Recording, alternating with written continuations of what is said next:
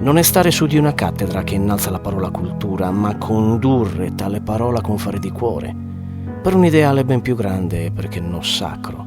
Qual è il fondamento della cultura?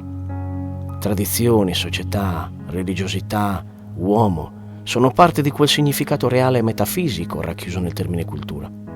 Un significato custodito in ognuno di noi a prescindere dal titolo di studio e che trova la sua massima espressione in coloro che non guardano al denaro, ma al tesoro che i valori mantengono nel nostro intimo.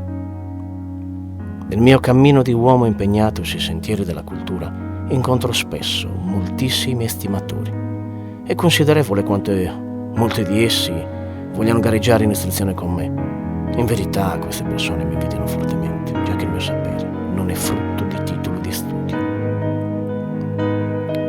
L'ignorante a volte è una persona che ignora consapevolmente una tal cosa o le azioni del prossimo.